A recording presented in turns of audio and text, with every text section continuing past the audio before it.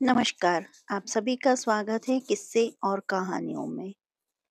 आज हम रामायण के बालकांड अध्याय में से विवाह पूर्व की औपचारिकताएं की कहानी कहेंगे।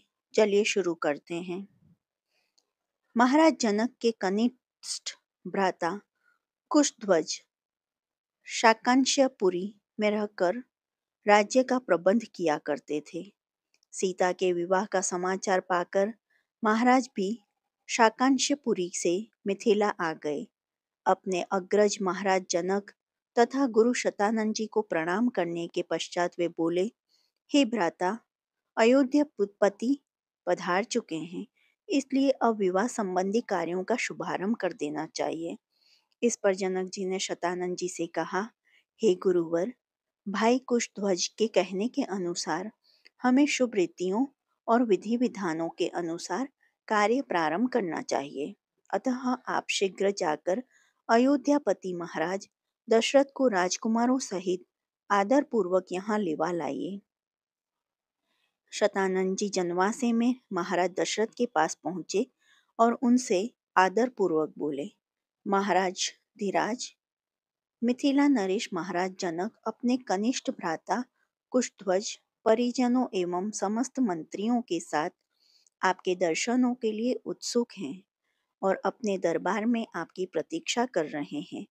इसलिए आप अपने मंत्रियों सहित पधार कर इन्हें कृतार्थ कीजिए। राजा जनक का संदेश पाकर राजा दशरथ गुरु वशिष्ठ मंत्रियों एवं राजकुमारों के साथ वहां पहुंचे जहां राजा जनक उनकी प्रतीक्षा कर रहे थे। मिथिलापति ने खड़े होकर उन सबका स्वागत किया और उन्हें बैठने के लिए यथोचित स्थान प्रदान किया। जब सब अपने अपने स्थानों पर विराजमान हो गए तो इक्ष्वाकु वंश के गुरु वशिष्ठ जी ने अपने राजकुमारों का गोत्र पढ़ना प्रारंभ किया, जो इस प्रकार था। आदि रूप स्वयंभू ब्रह्मा जी से मरीचि का जन्म हुआ। मरीचि के पुत्र कश्यप हुए। कश्यप के विवस्वान और विवस्वान के वैवस्वत मनु हुए। वैवस्वत मनु के पुत्र इक्ष्वाकु हुए। इक्ष्वाकु ने अयोध्या को अपनी राजधानी बनाया और इस प्रकार इक्ष्वाकु कुल की स्थापना की। इक्ष्वाकु के पुत्र कुक्षी हुए। कुक्षी के पुत्र का नाम विकुक्षी था। विकुक्षी के पुत्र बाण और बाण के पुत्र अनरण्य हुए। अनरण्य के पृथु और पृथु से त्रिशंकु का जन्म हुआ। त्रिशंकु के पुत्र धुंधुमार हुए। धुंधुमार के पुत्र का नाम युवानाश्व था। युवानाश्व का पुत्र का नाम मंधाता हुए और मंधाता के सुसंधि का जन्म हुआ। मंधाता से सुसंधि का जन्म हुआ। सुसंधि के दो पुत्र हुए, सुसंधि एवं प्रसेनजित। ध्रुव संधि के पुत्र भरत हुए। भरत के पुत्र असित हुए और असित के पुत्र सगर हुए। सगर के पुत्र का नाम असमज था। असमज के पुत्र अंशुमान तथा अंशुमान के पुत्र दिलीप हुए। दिलीप के पुत्र भगीरथ हुए। इन्हीं भगीरथ ने अपने तपोबल से गंगा को पृथ्वी पर लाया। पृथ्वी के पुत्र ककुतस्थ और ककुतस्थ के पुत्र रघु हुए। रघु के अत्यंत तेजस्वी और पराक्रमी नरेश होने के कारण उनके बाद में इस वंश का नाम रघुवंश हो गया। रघु के पुत्र प्रवर्ध हुए, जो एक शाप के कारण राक्षस हो गए। इनका दूसरा नाम कलमाशापाद था। प्रवर्ध के पुत्र शंखण और शंखण के पुत्र सुदर्शन हुए। सुदर्शन के पुत्र का नाम अग्निवर्ण था। अग्निवर्ण के पुत्र शीघ्रग और शीघ्र के पुत्र मरु हुए। मरु के पुत्र प्रशुश्रुक और प्रशुश्रुक के पुत्र अम्बरीश हुए। अम्बरीश के पुत्र का नाम नहशु था। नहशु के पुत्र ययाति और ययाति के पुत्र नाभाग हुए।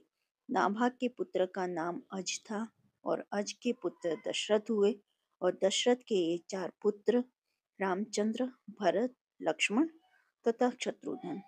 इक्ष्वाकु कुल का वर्णन करने के पश्चात वशिष्ठ जी ने कहा, हे राजन, अब आप भी अपनी वंश परंपरा का परिचय दीजिए क्योंकि विवाह जैसे मांगलिक अवसरों पर दोनों ही कुल अपने अपने वंश का परिचय देते हैं। महाराज जनक बोले, महर्षि, आपने सर्वथा उचित बात करी है। अब मैं भी अपने कुल का परिचय देता हूँ। प्राचीन काल में निमि नामक एक धर्मात्मा राजा थे। उनके मिथि नामक पुत्र हुआ, जिन्होंने मिथिला बसाई। मिथि के पुत्र का नाम जनक था। उन्हीं के नाम से मिथिला के राजा लोग जनक कहलाते हैं। जनक के पुत्र उदवासु और उदवासु के पुत्र नंदीवर्धन हुए। नंदीवर्धन के पुत्र का नाम शूरवीर था। शूरवीर के पुत्र सुकेतु और सुकेतु के पुत्र देवरात हुए। देवरात के पुत्र का नाम बृहद्रथ था। बृहद्रथ के पुत्र महावीर और महावीर के पुत्र सुधृति हुए। सुधृति के पुत्र का नाम दृष्टकेतु था और दृष्टकेतु के पुत्र हर्षव और हर्षव के पुत्र मरु हुए। मरु के यहाँ प्रतिदंधक की उत्पत्ति हुई। प्रतिदंधक के पुत्र कीर्तिरथ, कीर्तिरथ के पुत्र देवमिड, देवमिड के पुत्र विबुधत, विबुधत के पुत्र महेंद्रक हुए। महेंद्रक के पुत्र का नाम कीर्तिरथ था। कीर्तिरथ के पुत्र महारोमा और महारोमा के पुत्र स्वर्णरोमा और स्वर्णरोमा के पुत्र ऋष्वरोमा हुए। ऋष्वरोमा के 2 पुत्र हुए। उनमें से बड़ा मैं हूँ और मुझसे छोटा कुशध्वज है। हम दोनों भाई इसी प्रदेश में रहकर राजकाज संभालते थे। कुछ काल पहले शाकांक्ष्य के पराक्रमी राजा सुधन्वा ने मिथिला पर आक्रमण कर दिया। वह चाहता था कि मैं सीता का विवाह उसके साथ कर दूं। मैंने उसकी मांग पूरी नहीं की, इसलिए उसके साथ मेरा युद्ध हुआ, जिसमें सुधन्वा मेरे हाथ से मारा गया। तब से मेरा कनिष्ठ भ्राता कुशध्वज शाकांक्ष्य पर शासन करता है और मैं मिथिला पर। मैं अपनी बड़ी पुत्री सीता का विवाह राजकुमार रामचंद्र के साथ और छोटी पुत्री उर्मिला का विवाह उनके कनिष्ठ भ्राता लक्ष्मण के साथ करना चाहता हूँ। मैं 3 बार इस बात को दोहराकर अपनी कन्याओं आपको वधुओं के रूप में समर्पित करता हूँ।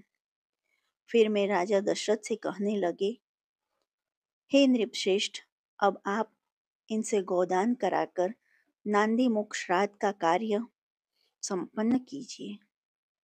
इसके पश्चात लोक प्रचलित पद्धति के अनुसार विवाह का कार्य आरंभ कीजिए। यह अवसर सर्वथा उपयुक्त एवं कल्याणकारी है। आज मघा नक्षत्र है। आज से तीसरे दिन फाल्गुनी नक्षत्र होगा। इससे अधिक उपयुक्त समय विवाह के लिए दूसरा नहीं हो सकता। आप इन दोनों भाइयों के अबद्युत के लिए गौ, भूमि, स्वर्ण, तिल आदि का दान कराइए। राजा जनक के कथन समाप्त होने पर महामुनि विश्वामित्र बोले, हे राजन, आप और राजा दशरथ दोनों के ही कुल पूर्णतया धर्मपरायण, कीर्ति युक्त एवं सम्मान है। अतः इन दोनों कुलों में विवाह संबंध सर्वथा उपयुक्त है। सीता और उर्मिला भी राम और लक्ष्मण के सर्वथा उपयुक्त हैं। आपके कनिष्ठ भ्राता कुशध्वज भी आपकी ही भांति धर्मपरायण एवं प्रतिभा संपन्न है। इनकी भी 2 रूपवती सुंदर एवं विवाह योग्य कन्या है। हे नरश्रेष्ठ, मैं चाहता हूँ उनका भी विवाह महाराज दशरथ के 2 योग्य और पराक्रमी पुत्रों भरत और शत्रुघ्न के साथ हो जाए। विश्वामित्र की बात सुनकर जनक बोले, हे मुनिवर, आपके इस आदेश को स्वीकार करते हुए मैं आपके कुल को धन्य समझता हूँ। आप भरत और शत्रुघ्न को आज्ञा दीजिए कि वे कुशध्वज की दोनों कन्याओं मांडवी और श्रुतकृति को अपनी अपनी पत्नी के रूप में स्वीकार करें।